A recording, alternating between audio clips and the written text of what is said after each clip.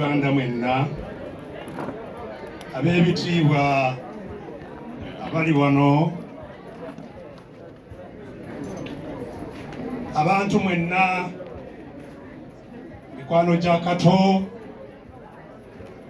bassebo ne bannyabo, nange munzikirize mbabuuzeeko nti Omukama mulungi n'ekiseera kyonna ze mbeera ze mumukubire engalo aziwulire. Nazze okubegattako okwebaza Omukama olw'obulamu bwa muganda waffe Paul Kato, ate nga nze muganda wange ddala kubanga ye Kato nze Kizza, ate nga bwe babuulidde obadde osobola okusanga Kato n'olowooza nti yenze. Nange nasigala nga mukiikirira mu kufaanana ku maaso. Kitalo nnyo, kitalo ddala ekyokuviibwako omuntu ow'omugaso ennyo nga Kato. Bino bye twogera weewaawo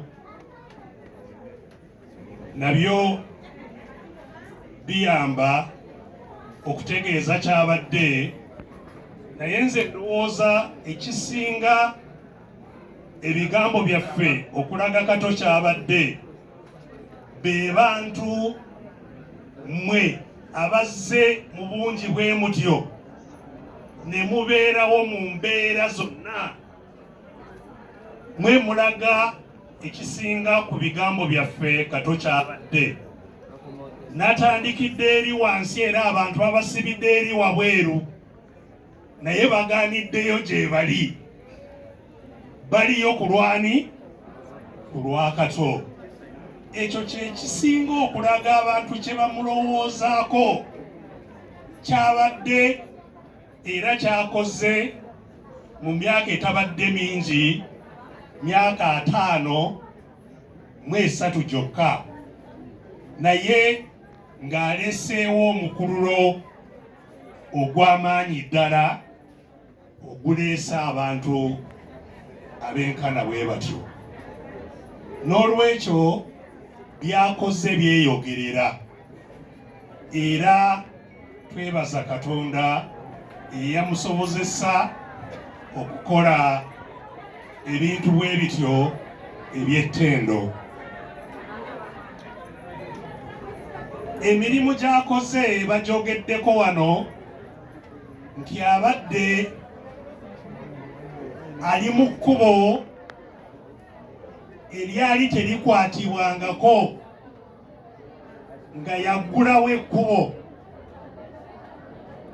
Muwulidde nga bwe yali omuntu asooka okwezimbira theatre era n'atendeka abantu abayitirivu bano be mwalabye wano n'abatali wano abavudde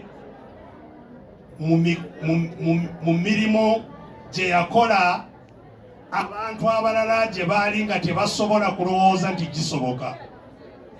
Emirimu Kato gye yakola gyandibadde nga gikolebwa ne gavumenti. Uganda ndowooza abali wano n'abatali wano balaga ebitone ebiyitirivu Katonda bye yatuwa mu nsi yaffe ebiri mu bantu baffe.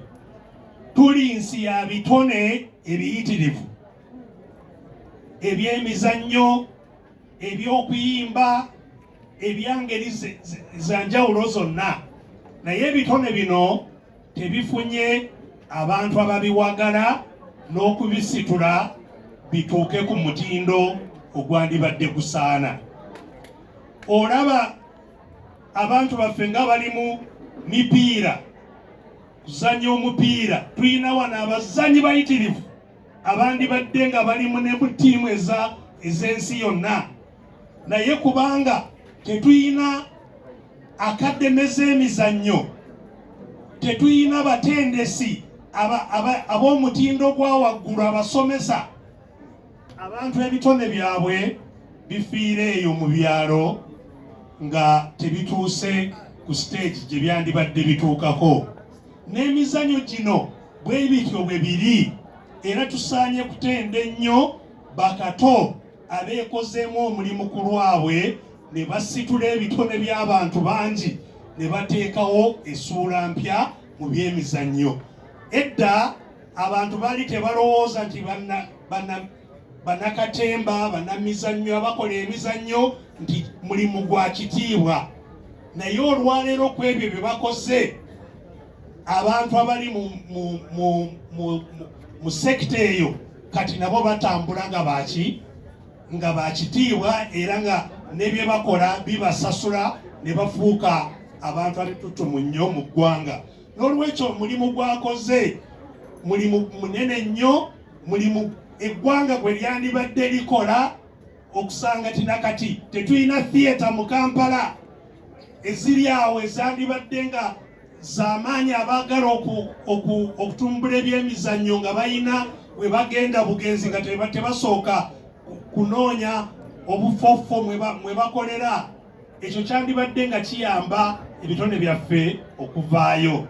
N'ebyemizannyo ebirala byonna, ab'emizannyo sports, abaddusi baffe abaleeta zi gold medal wano beerwanako, teri abalwanako. Oli bamutegeera ng'amaze kufuna omudaali gwa gold, olwo bamulinda ku kisaawe bamuwe ekitiibwa, tebamanyi gye yakola ki, gye yava. So ensonga zino tulina okwebaza ennyo banaffe bannamizannyo abakoze omulimu gwa ttendo nga mwotwalidde muganda waffe ono agalamidde wano olw'okukola omulimu ogw'amaanyi bwe gutyo. Bassebo ne bannyabo, Oweekitiibwa Kato agendedde mu kaseera kabadde nga ndowooza yeesinga okwetaagibwa mu ggwanga lyaffe, kubanga nze Kato nali muwulira, nagendako ne mu theatre ye mu mizannyo egimu, naye nali simanyi kyali okutuusa lwe yajja okundaba nga ndi mu kkomera e Naggalama.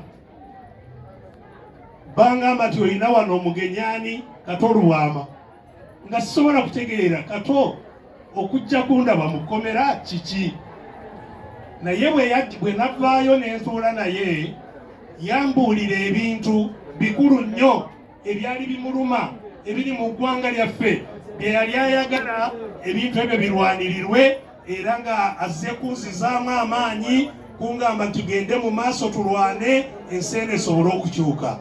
Kato n'olwekyo abadde muntu alengera wala, abadde muntu mumalirivu nga bwe bamwogeddeko ku ekyo kyonna ky'aba ayagadde kikolebwe. Era mu by'obufuzi newankubadde abadde yakabiyingiramu sitaamu emu, naye abadde ne vision bw'onyumya naye kyakulaga eggwanga lino kye kubeera. N'olwekyo eggwanga lifiiriddwa omuntu ow'omugaso mu kaseera eggwanga ke lirimu, nga liri mu biseera bizibu nnyo. Embeera eri mu ggwanga lyaffe teyeetaaga kunnyonnyola kati. Buli omu kumpi, n'abali wano n'abatali wano, bali ku kisenge. Embeera eri mu nsi yeeraliikiriza. Abantu bonna n'abalina ssente bonna bagadde, bannamaduuka biki gaganye, bonna baddayo mu byalo.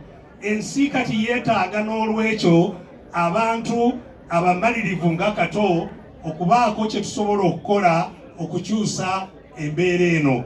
Era Bajo yabyogeddeko nti akaseera kano ffenna tusaanye kwesiba ebbiri, si ke kaseera ka kusaagiramu, kaseera ka kwesiba ebbiri, kubanga ebizibu bye mulaba tebikyazze mabega, bigenda kweyongera bweyongezi. N'olwekyo ffenna tulina okwekolamu omulimu ogw'amangu. Era nze mbadde ngamba bannange nti abaddamu okutubuulira nti tulinza akalulu ka 26 saagala kubawuliriza. 26 bw'olinda akalulu ka 26 tekalina kye kagenda kukyusa. Omulimu tusaanye gwekolamu leero, tusaanye gwekolamu enkya, tugambe nti ekimala kikola ki? Kikimala. Era banaffe bonna abali mu bukulembeze bwa byabufuzi n'abatali mu bya bwabufuzi, kubanga olutalo lwe tulwana si lutalo lwa bibiina nti otulwana lutalo lwa FDC lwa NUP. Okutulugunya abantu tebatulugunya si kizibu kya kibiina kimu. Okubeera n'ensi etatambulira ku mateeka si kizibu kya kibiina, kizibu kya buli omu. Ne bw'oba munaddiini kizibu kyo, ne bw'oba wa bibiina bya bannakyewa kizibu kyo. N'olwekyo ebizibu bye tulina ffenna tulina okwegattira wamu. Oba oli wa kibiina kya NUP, oba oli wa kibiina kya FDC, oba oli wa kibiina kya JEMA, oba oli waki, ffenna kaseera ka kwegatta tusooke tweddiza ensi yaffe gye baawamba. Bwe tumala okugyeddiza n'etereera tusobole kuddamu okuvuganya ku ndowooza ez'enjawulo. Kano si ke kaseera kakuba mu ndowooza za njawulo, ffenna tusse kimu okweddiza ensi yaffe. Ogwo gwe mulimu Oweekitiibwa Kato gwatulekedde kununula ensi yaffe. Era gyagenze muganda wange nkutuma otuloopere byolese wano, tuloopera abatema abali wano, tuloopera ababbi ensi yonna n'ekala, tuloopere ebintu ebiri wano byoleseewo. Amaanyi agava waggulu gajja gatwegatteko tusobole okutaasa ensi yaffe. Mwebale nnyo abayambye Katonda mulwadde, mwebale nnyo abayambye ku nsonga zonna ezigenda mu maaso. Njagala kwebaza Oweekitiibwa Muhammad Nsereko, webale nnyo okukulembera ensonga zino zonna n'okutegeka, era tujja kubeera ffenna okutuusa munaffe bwe tunaamutereka bulungi, era ne famire tujja kusigala nga tutambulira wamu nayo mu mbeera zonna. Mwebale nnyo, Mukama bampeera omukisa.